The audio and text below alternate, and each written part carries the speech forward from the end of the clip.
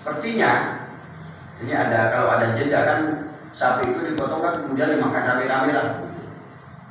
Makanya kemudian ada di Ibnu Katsir sebagian pendapat mengatakan itu bagian dari tulang pahanya, tapi ada juga yang itu bagian dari dagingnya. Ya macam-macam karena Allah tidak menyebutkan itu. Nah, tapi sebagiannya dari sebagian bisa tulangnya, bisa dagingnya. Tapi kalau itu ada jeda, dagingnya sudah habis, tulangnya masih ada. Nah, itu dipukulkan. Fakulna dribuhu bibadiha.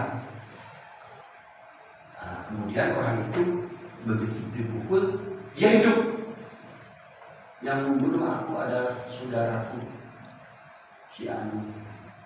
Maka kemudian tersangkanya ketahuan, seseorang saudaranya menjadi pembunuh. Yang menarik sebenarnya bukan peristiwanya bagi saya ya. Yang menarik itu kata-kata fakulna dribuhu bibadiha. Pukullah jenazahnya itu dengan bagian dari tubuh sapi betina yang sebelah itu. Ini kan tidak ada hubungannya secara medis antara tulang bisa menghidupkan yang mati. Ini betul. Dipukul pakai tulang, tulang kan tidak punya kekuatan apa-apa. Artinya tidak ada di situ secara saintifik, secara sains bahwa tulang bisa menghidupkan ketika dipukulkan kepada jenazah.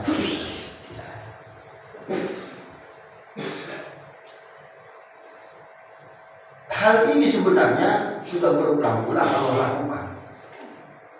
Kita ini kan terbiasa dengan hukum sebab akibat, hukum kausal.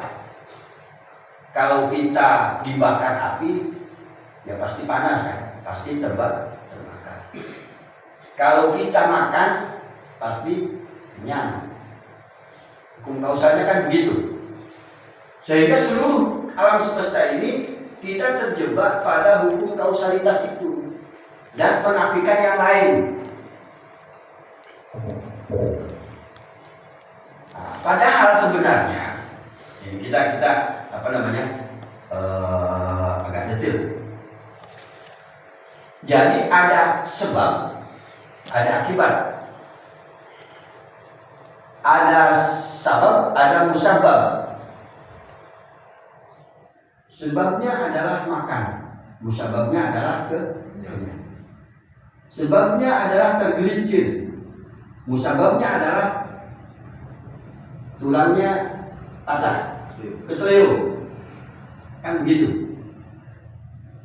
Ada mendung, kemudian terjadi hujan. Seluruh hukum yang ada di semesta ini menggunakan hukum kausalitas. Tetapi kalau kita terjebak di situ, kita kadang lupa bahwa sebab musabab itu ada musabab bih. Musabab bih itu apa? Yang menjadikan sebab penyebab itu. Jadi orang itu kalau terbiasa berpikir logis, berpikirnya hanya sebab akibat. Orang ditembak mati, orang dibakar terbakar, orang makan pasti kenyang. Padahal orang beriman itu ada sebab, ada musabab, ada musabab bih, atau disebutnya musabbibul asbab. Musabbibul asbab itu adalah sesuatu yang menyebabkan itu semua terjadi. Karena kalau diruntut, seseorang anak lari dari rumah, anak kecil lari ke jalan. Sebabnya adalah dia bosan di rumah. Musababnya dia lari ke pinggir jalan, kemudian ketabrak. Sebabnya dia ke jalan, musababnya ketabrak. Ya kan? Ketabrak itu sebab, musababnya dia masuk rumah sakit. Selalu terus berulang gitu. Sebab pertamanya sebab menjadi musabab, musabab menjadi sebab. Ada musababnya terus begitu, berurutan. Orang lupa bahwa Yang menjadikan sebab dan musabab itu ada musabbibul asbab. Itulah prima causa. Itulah Allah Subhanahu wa ta'ala. Nah, jadi kita memang hidup ini dalam hukum-hukum semesta. Hukum semesta, hukum sebab akibat. Tetapi di atas itu ada hukum. Siapa hukum itu? Yang membuat hukum itulah Allah Subhanahu wa ta'ala. Allah sedang sebenarnya kepada kita mengajarkan, kalian ini jangan terjebak pada hukum-hukum logis. Karena di atas logika itu ada pembuat logika. Makanya kan diajarkan lagi sama Allah sama Bani Israel ini, kamu itu sukanya pakai otak sih. Ya kan? Kan orang sangat bisa menggunakan logikanya menjadikan sangat logis menyembah anak sapi. Tanya saya. Sama seperti orang-orang Nasrani, sesuatu yang tidak logis bertuhan tiga, tetapi dengan akal dia akan sangat bisa menerangkan sehingga orang-orang menganggap masuk akal Tuhan ada tiga. Paham nggak? Sehingga bermiliar orang kan yang mempercayainya. Cocok logi. Macam-macam lah. Artinya apa? Logika itu akan saling membantah.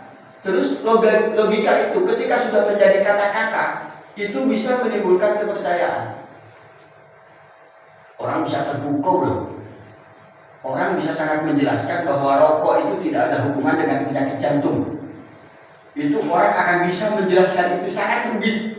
Sebagaimana logisnya orang menjelaskan bahwa rokok itu berpengaruh terhadap kesehatan. Maka kita jangan terjebak dengan logika yang akan saling berbantah, yang tiap seseorang memiliki logikanya sendiri. Itu loh maksudnya. Kita melupakan kemudian prima causanya, penyebab sebab penyebab itu apa? Allah Subhanahu wa ta'ala. Karena kalau kita melupakan kausa primanya, itu kita akan kehilangan syukur dan menganggap itu sesuatu bagian dari usaha kita. Bapaknya gini, saya dapat harta banyak itu karena saya berilmu, saya punya ilmunya. Saya punya ilmunya, saya praktekkan ilmu saya sehingga menjadi sebuah kekayaan. Sehingga dia kalau pakai itu logikanya, kan dia melupakan Allah. Dia akan terbiasa menganggap dirinya hebat, bukan kemudian berterima kasih kepada yang Maha Kuasa. Maksud gak ya? Bisa. Jadi orang beriman itu masuk tapi bahasanya seperti ini. Jadi orang beriman itu Allah memang terangkan tahama kasabat wa alaiha maktasabat ulaika lahum nasibum mimma kasabu. Mereka itu akan mendapatkan sesuatu apa-apa yang diusahakan oleh mereka. Ya, itu hukum sunatullah disebutnya. Hukum semesta begitu. Tetapi di depan Allah itu tidak berlaku gitu loh. Karena Allah lah kausa prima. Allah lah yang menyebabkan itu terjadi. Jadi ada sebab, ada musabab, tapi Allah lah musabbibul asbab. Tapi harus ada syariat.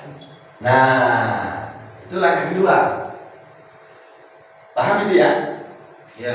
Berarti Allah tidak terikat dengan apa yang berlaku di kita.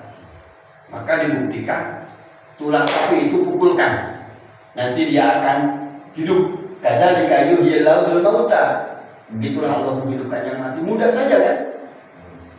Mudah saja. Jadi sama begitulah cara mati juga begitu. Hidup begitu. Begitu mudahnya Allah maksudnya. Iya, Nabi Isa itu dilahirkan seperti Nabi Adam, tapi mereka nggak percaya.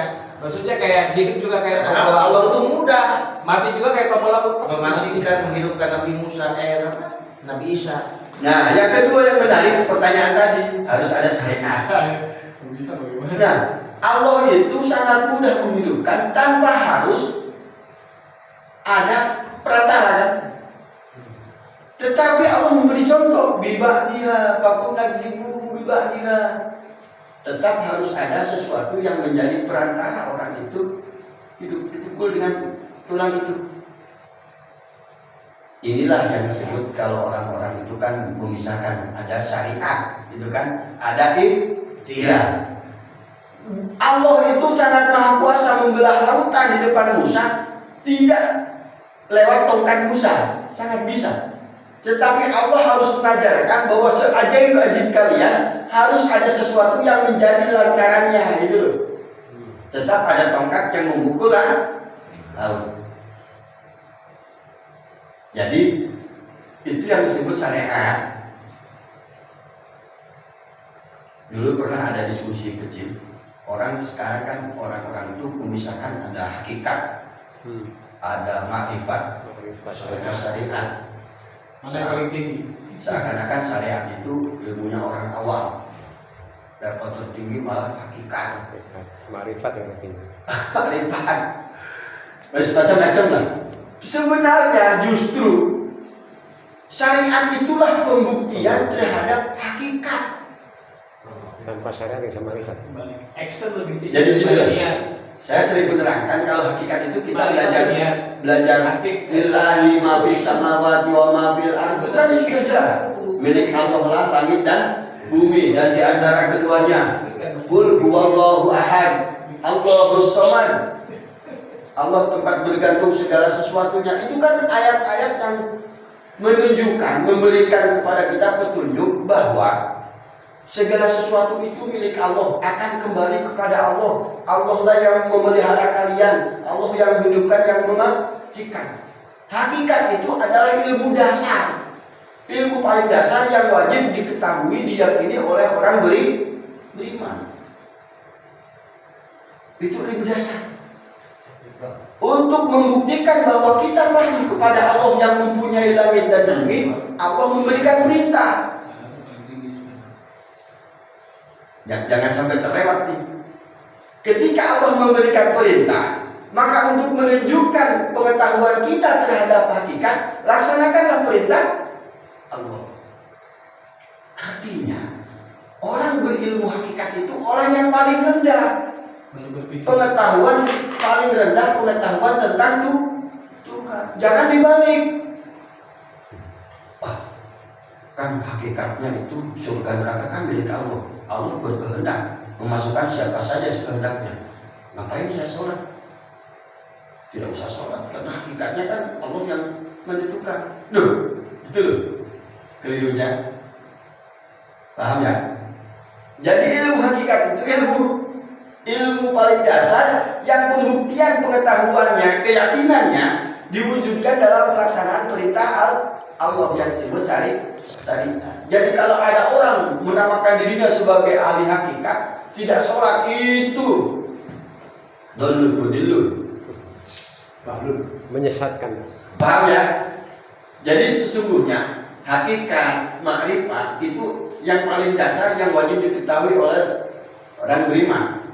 Pembuktian keyakinannya terhadap hakikat diwujudkan dalam melaksanakan syariat. Action, gitu loh. Jangan hanya niat. Syariat itulah pembuktian sesungguhnya. Jangan dibalik seakan-akan orang masih melaksanakan syariat itu orang rendahan. Nah, orang yang hakikat itu orang yang paling tinggi dalam level spiritual itu. Lipat. Jadi saya dari dulu itu Pak. Kenapa orang tarekat, hakikat, orang makrifat itu selalu menganggap sebelah mata orang yang menjalankan syariat. Justru pengetahuan pertama orang beriman itu dari qul huwallahu ahad Allahus samad lillahi ma fis samawati wa ma fil ardh. Coba. Itu pengetahuan dasar orang beriman harus tahu itu. Bagaimana Allah membuktikan kalian itu hakikat? Ya laksanakan syariatnya. Maka Nabi Gus Jalil mencontohkan, tetap aja harus ada tulang sapi yang dipukulkan ke jenazah itu sehingga Syariatnya. nah, gitu. Hakikatnya kan Allah bisa, ujung-ujung hidup saya bisa. Tapi Allah mengajarkan sebuah cara supaya manusia tidak kemudian senang wae, dilihat saja. Allah kan maha kuasa untuk menghidupkan dan mematikan, sehingga kita melupakan cukang lantaran, kalau bahasa Sunda kan gitu. Cukang lantarannya itu malah ditinggalkan, itu yang keliru ya. Jadi ini sedang mengajarkan syariat, betapa syariat itu justru yang paling utama untuk membuktikan pengetahuan kita, keyakinan kita terhadap hati. Jadi jangan diwale ya, orang-orang kadang itu kan orang-orang pemalas, tapi kemudian membuat logika sedemikian rupa sehingga seakan-akan orang marifat dan orang hakikat itu posisi spiritualnya lebih tinggi daripada orang yang menjalankan syariat. Bukan ada orang begini tiap Jumatan gue gak pernah kelihatan di masjid, ya kan? Tidak pernah makin. Terus orang-orang bilang, dia mah sholatnya di Mekah, sholatnya di Mekah. Kemudian jadi pengetahuan umum, sehingga gara-gara kebohongan itu menetapkan dia, oh dia wali, ya kan? Tiduran. Padahal jam antara di Indonesia dengan di Mekah berbeda. Paham ya? Kalau orang mau sholat Jumat di Mekah, berarti kan harus nanti, karena lebih dulu kita daripada Mekah Jumatannya kan. Jadi harusnya kalau mau sholat di Mekah jam 12 malam nanti hilangnya kota Jumatan itu kan membohongi saja. Ternyata ada satu ustaz yang cerita ke saya. Saya tidak suka saya berprasangka. Saya akan mengikuti kiai itu selama hari Jumat. Dia ikuti. Jadi dia ikut terus. Jadi pagi itu sudah standby ya. Dia ikutin terus. Sampai kiainya tahu. Wah ini bocah malah betul terus. Kemudian apa yang terjadi? Ternyata di ruang belakang dia punya ada ruang sendiri untuk jagongan, udah wujud di situ. Gitu. Kalau Jumatan. Jadi padahal itu hanya satu cara bagaimana untuk menumbuhkan kepercayaan. Hanya trik untuk menumbuhkan keyakinan bahwa seorang itu levelnya berbeda. Itu kan pembohong. Sehingga saya sudah makomnya hakikat gitu. Nah itu begitu. Jadi ayat ini banyak memberikan pelajaran bahwa logika itu memang berjalan sebagaimana hukum sunatullah, tetapi di depan Allah tidak berlaku, karena Allah itu musabbibul asbab. Nabi Ibrahim loh dibakar api, kuni bardan wa salaman ala Ibrahim. Hai api, jadilah adem, jadilah dingin. Selamatkanlah Ibrahim, coba. Cocok bisa dibangun. Itu kan karena yang menciptakan api kan Allah, menciptakan panas ya Allah, sebagaimana perintah Allah. Jadi hukum alam semesta, hukum kausal itu hanya berlaku bagi manusia. Orang berusaha keras kemudian dia jadi kaya raya, ya. Tetapi Allah itu di luar itu semua, terserah Allah. Sama seperti Musa membelah lautan cukup dengan tongkat. Orang mencari nalarnya kan susah. Ilmuwan bagaimana caranya tongkat kok bisa begitu? Ya tidak nemu. Karena Allah itu tidak terikat dengan itu sebab musabab. Nah orang beriman bedanya itu ya. Jadi antara orang beriman dan orang kafir tanda petik ya biasanya itu dia hanya melihat sabab dan musabab. Dia melupakan musabibul asbab atau prima causa. Ada Allah Subhanahu wa taala. Sebab musabab ada Allah yang menciptakan sebab musabab itu. Itu apa sekalian jadi menarik. Wah ini terlalu lama pengajian kita. Insya Allah kita akan lanjutkan minggu depan diskusi kita. Kalau Allah berkehendak. Wallahul muwaffiq ila aqwamit thoriq. Wassalamualaikum warahmatullahi wabarakatuh. Waalaikumsalam warahmatullahi wabarakatuh.